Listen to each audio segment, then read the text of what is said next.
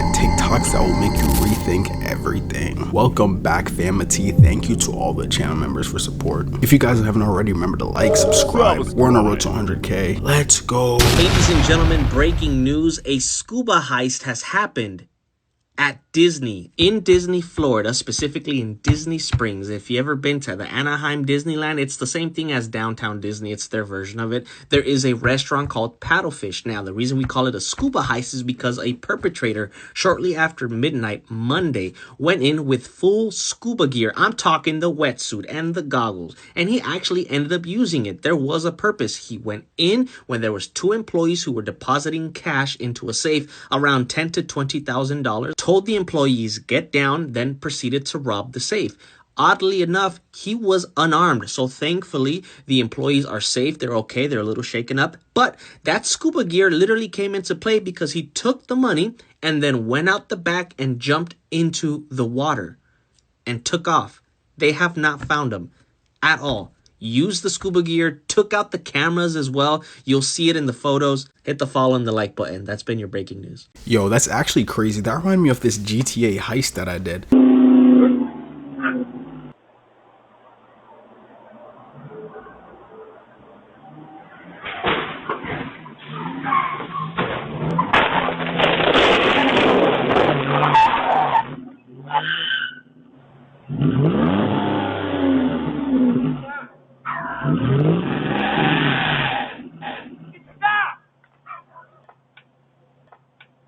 Down. Shut the car down. Shut the car down, dude. There's kids in the neighborhood.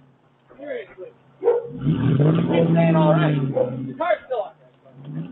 Turn it off. Oh, he was running. He was trying to run.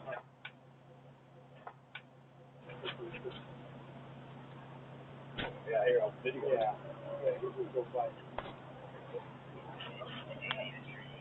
Where are you? You're in the neighborhood? Yeah. I need your license, sir. Yeah, you are. He said that he was trying to run.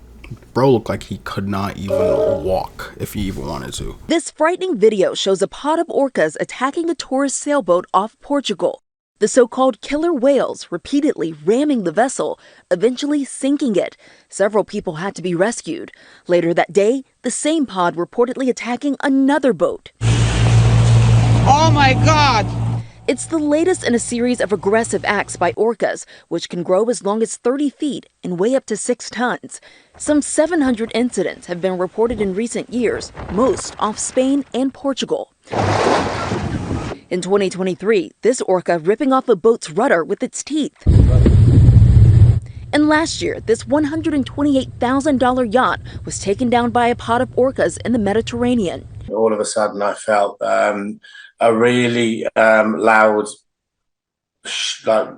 bang on the back of the boat, and I could feel sort of like a scraping. They carried on attacking and biting the rudder. Robert Powell and his crew were sailing to Greece when he says at least 5 killer whales attacked his boat. He believes the orcas, known for their intelligence, knew exactly what they were doing. They knew the weakness of the boat. They knew where to hit it. But many scientists say orcas are not targeting humans, and the incidents are not meant to be aggressive. Instead, they claim it's most likely just bored teenage orcas having fun and mimicking each other. These are facts that will make you rethink life. Up first, did you know that dolphins cut off the head of smaller fish and then use their body for masturbation? This is pretty gross and funny, and I didn't know dolphins were demons like this. Next up, since jellyfish are 98% water, if they are left in the sun for too long, they will evaporate. Just imagine watching a jellyfish evaporate right before your eyes. Next up, a mild electric shock to a person's brain can actually improve their math skills up to 6 months. So if you're struggling in math, just give yourself a little electric shock to your brain.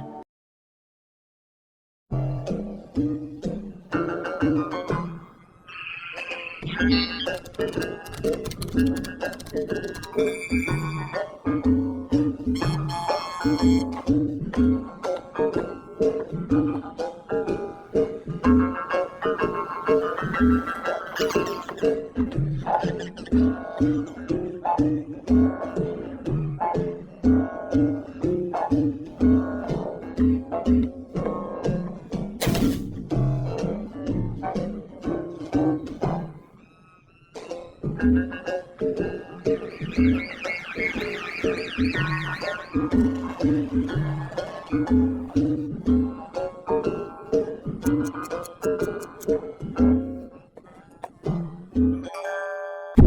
only has the body been identified, but it is being said that the body was actually dismembered. Do you guys remember about the story that was coming down all of our news feeds about a body being found in a Tesla trunk that was registered to a well-known singer or musician by the name of David? Now, it was said that that Tesla was sitting at an impound, but it was registered to him. He was on tour. He was being 100% cooperative with the authorities, but they were having trouble trying to identify this person. But based on the weight, the height, and what they described about the body that they had found, a lot of people were saying that sounds like a child. Well, it is a child.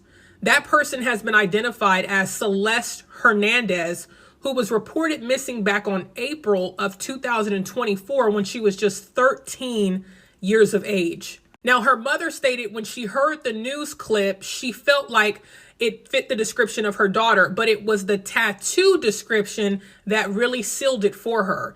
Now, this young lady, Celeste, has a matching tattoo on her finger with the singer, David. And that tattoo says, shh, kind of like the one that Rihanna has. Now, this man is about 20 years of age. This young girl was 13 when she went missing. Her birthday is on 9/7 of 2010. So she would have turned 14 after she passed away. And then she'll turn 15 this year, or she did turn 15 this year. They're saying that her time of death is September 8th, which would have been the date after her 15th birthday. Now, they are still saying that he's being cooperative, but he's still on tour. They haven't arrested him, but they are looking at this, of course, as a homicide investigation. Now, remember, the car was towed on September 8th after someone called in reporting that the car had been abandoned. It was then taken to an impound, and that impound smelt a bad odor and called the authorities, in which they came out, and that's when they discovered this decomposing body. And that's when authorities said that the body was not intact, meaning that it was dismembered. So we'll see what happened, because it is really weird. The mom also stated that her daughter's boyfriend's name was David at the time that she went missing. The singer's name is David. The car is registered to David, but the car was allegedly abandoned. Was it abandoned by him? Was he already on tour? Again, he has not been arrested, but this is really, really crazy. Why on her birthday? It's not just weird. As soon as she turned 15, she's gone. Because they said that by the way her body decomposed, that means she died around the 8th. The 8th, and her birthday's the 7th. So it's like... Breaking news, authorities are now searching David's home, and some crazy new details have been released. So last night, a swarm of officers was seen searching the Hollywood Hills home where the Tesla registered to David was originally towed from. And people are saying this is obviously David's home because he's literally posted videos and TikToks from inside, and there was a red Tesla found in the garage. They seized a computer and other items, but haven't revealed anything else. They also revealed that Celeste was not found complete. They found a head, a torso, and other limbs, and it's unclear whether all of her was even there. They also leaked a song by David titled Celeste, where he mentions her name 2 times, says he loves her and he's missing her so much. Not to mention his hit song Romantic H was released on September 7th, which is Celeste's birthday, where he says, "In the back of my mind you died, I didn't even cry, not a single tear, and I'm sick of waiting patiently for someone that won't even arrive." And then says, you, and didn't even regret it. I can't believe I said it, but it's true. Rest in peace to Celeste. Let me know what you guys think, and as anything comes out, I'll keep you guys updated. So this woman is forced to rob a bank with a bomb strapped to her back. The story's wild. And it all starts with this guy, Christopher. And Christopher, he's a nightclub photographer, whatever that is, living in California, but that's not his only gig. The other thing he does is he occasionally robs banks. I guess he and his accomplices have successfully hit up a few banks in the past and made themselves a bit of cash.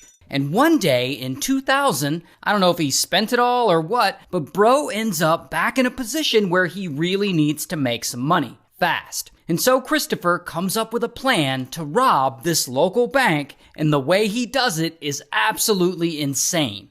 First, he pairs up with his fiancée, this woman, Lisa, and together they pick out this nearby bank that they want to hit. Their plan is actually to kidnap an employee of that bank, strap a bomb to them, and force that person to rob the bank for them. Just like walk right in and clean out the vault.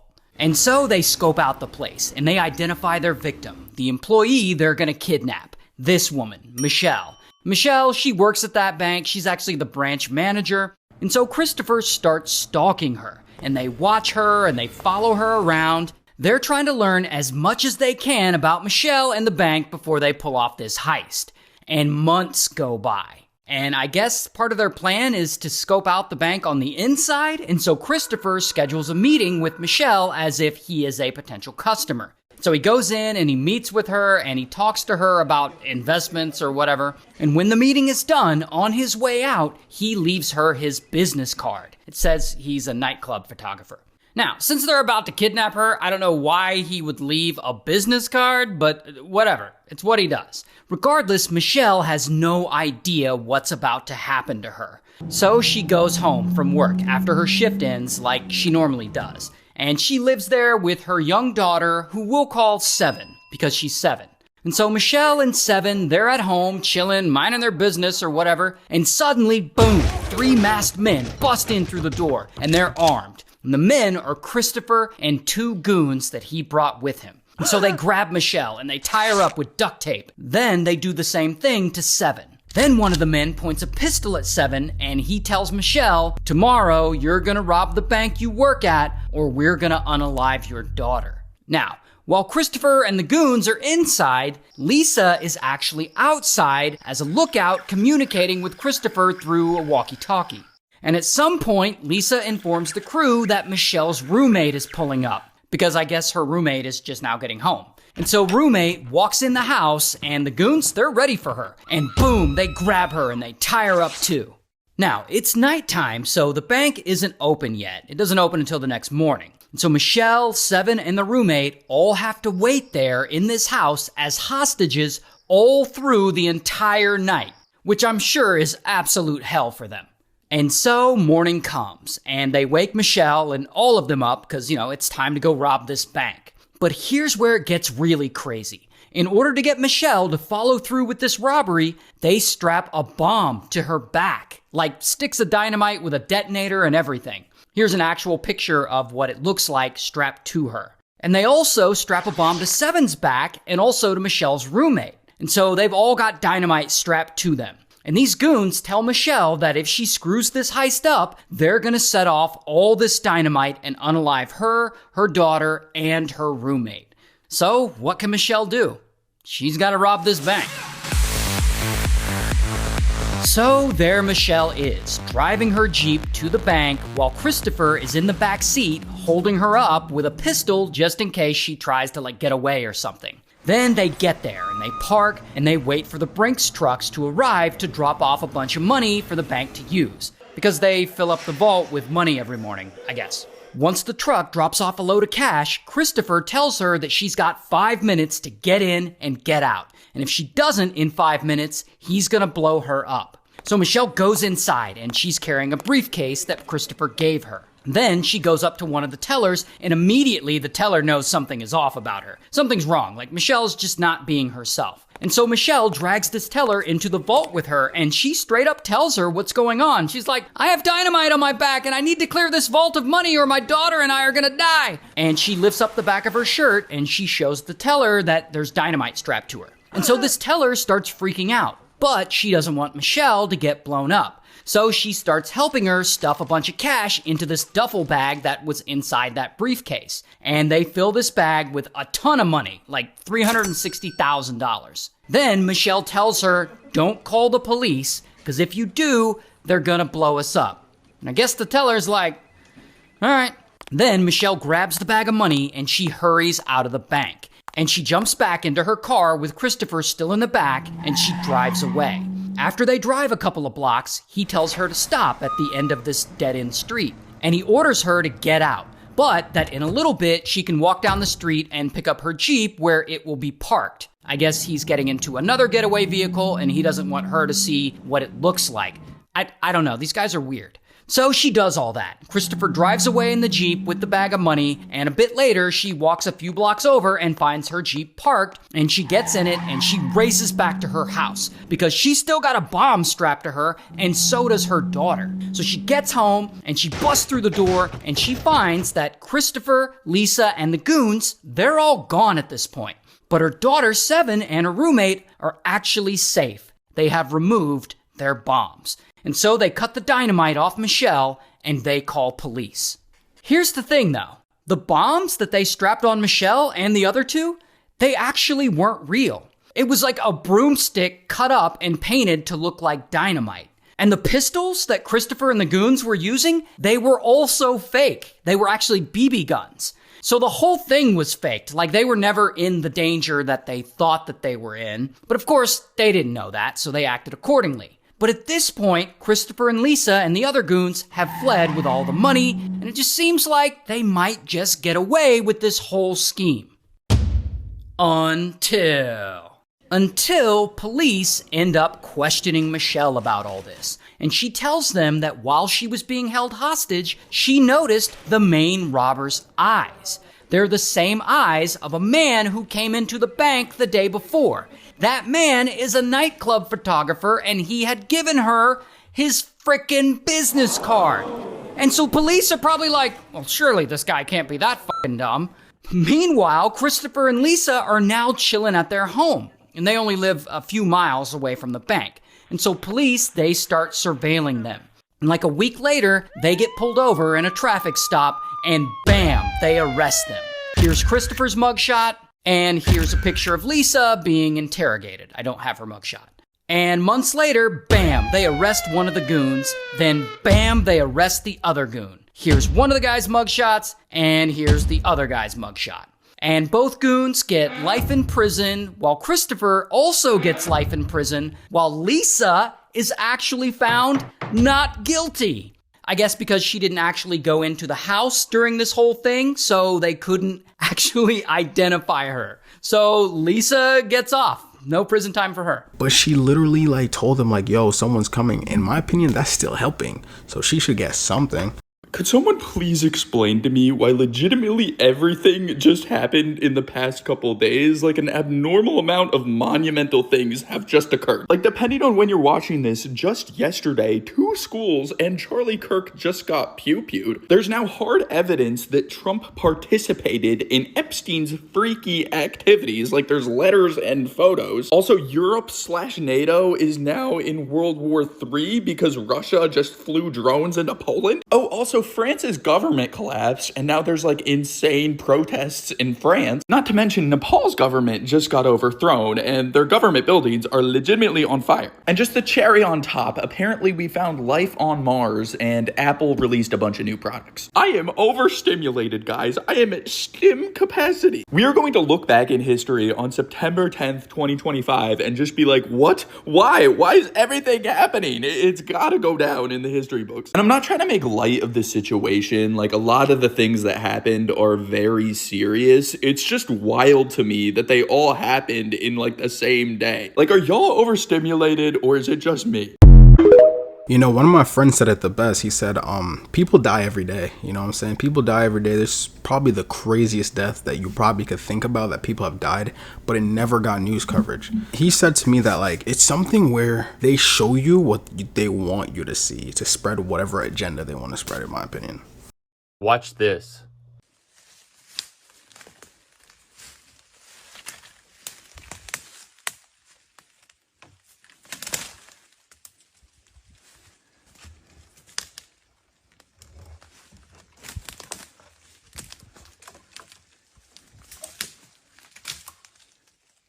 Close enough, bud. That's close enough. Close enough, buddy. It's close enough. Get out of here. Go.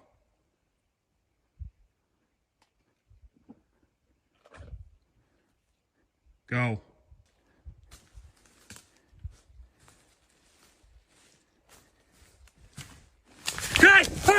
The more you learn about moose, the more you realize they are not very nice creatures, and just their size alone is intimidating because a big bull moose can weigh up to over 1,200 pounds, up to close to 1,500 pounds. And then it's not like they're these big, slow creatures. Like, they can run almost 30 miles an hour, if not a little over that, and they're just not scared of humans. Like elk and deer, they'll might get close to you, but as soon as they realize they're close to a human, they're pretty much always going to bolt away. Moose, as you see in this clip, it's just not that way. They're not scared of humans. They're not necessarily like tame animals, but they're just not scared, and I think that's a lot due to their just overall size. And as you can see in this clip, a moose, especially a big bull moose, will get close to you and not necessarily just run away. There was literally a moose spotted in my neighborhood. Like, this girl that I know literally took a video of a moose in her backyard. I was like, that's crazy. 3, 2, 1, fire.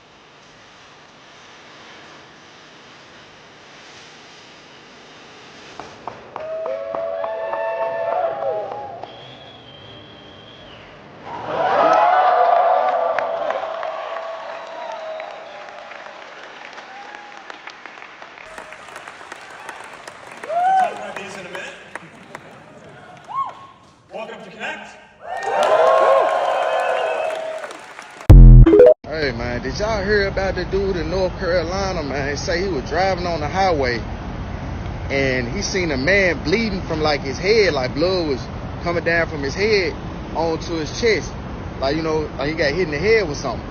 So of course he calls 911. So he on the phone with the operator, and as he talking to her, he feels something jump on the back of his pickup truck. You know, you got a bed on the back of your pickup truck. He said when when the thing hit his pickup truck, it was like he hit a pothole, like his truck went up and down. So he cut the bed light on so he could see what jumped in the back of his truck. He said that the damn creature was looking through his rear window. That's when he was telling the operator, like, it ain't human, it ain't human, it ain't human. You know what I'm saying? Hey, y'all remember when George Bush's vice president, Cheney, boom, blasted a dude he went hunting with? Well, that's not the craziest part of the story. The craziest part is the dude who Cheney went hunting with right here. His name was Harry. He did pass away. Recently, not because of the whole hunting incident. Excuse the timing. The dude he went hunting with ended up apologizing to the vice president for getting blasted by him. The vice president's response was, appreciate you. He didn't apologize back. Now, to understand why, first you must understand the incident. It all started because Harry had a problem. Cheney thought he was in a Call of Duty lobby. It'll make sense in a moment. It's the day of the hunting incident. Harry gets a phone call. It's a mutual friend of Harry and Cheney. Harry and Cheney didn't really know each other like that.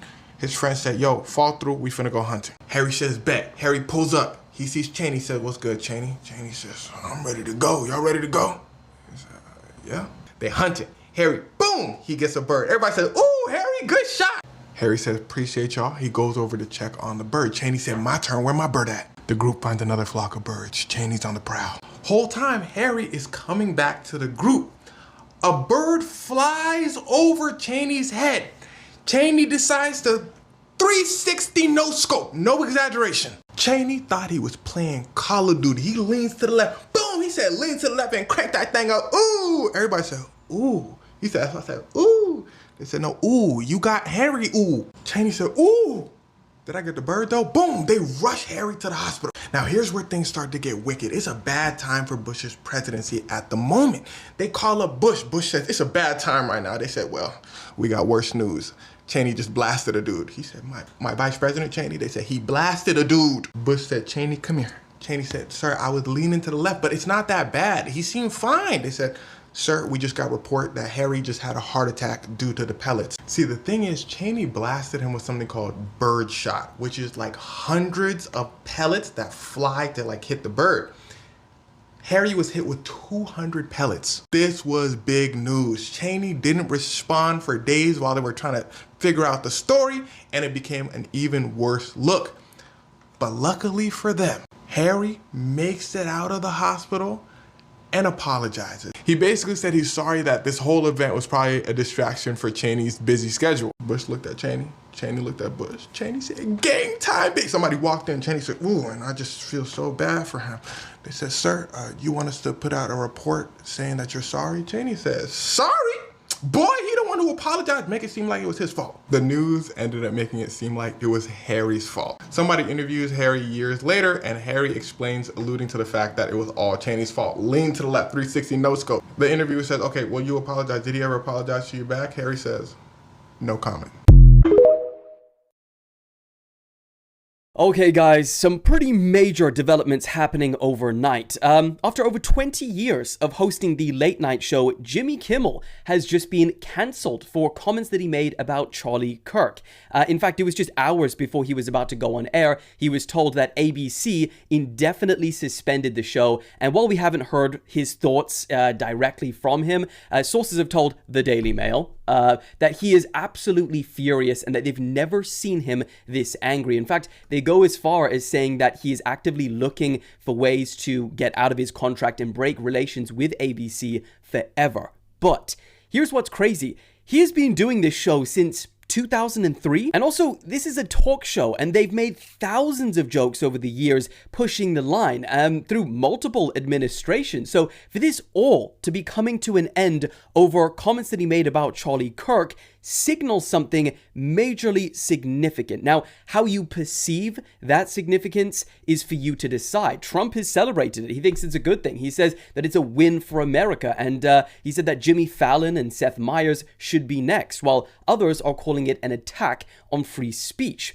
But no matter what happens, I think, people like Fallon, they've been around for too long. They're too big to just get rid of overnight. In fact, we had something pretty similar over here in the UK with Piers Morgan after he left Good Morning Britain over comments that he made. But a few months later, he signed a £50 million deal for only 3 years, and now he's crushing it on YouTube, probably getting more views than he ever has before. Point is, yes, this is significant, but I don't think it's the last that we're going to be hearing from Fallon.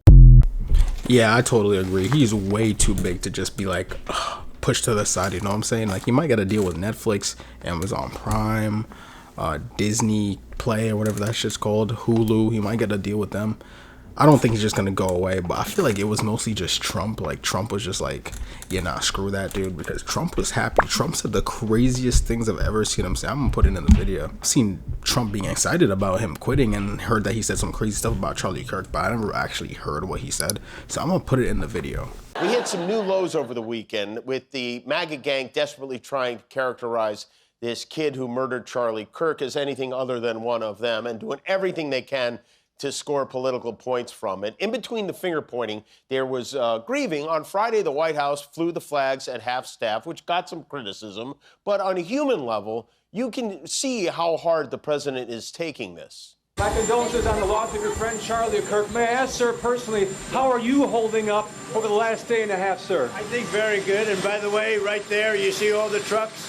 They've just started construction of the new ballroom for the White House. Yes. Okay. He's at the 4th stage of grief, construction.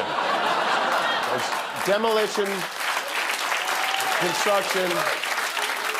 This is not how an adult grieves the murder of someone he called a friend. This is how a 4-year-old mourns a goldfish, okay?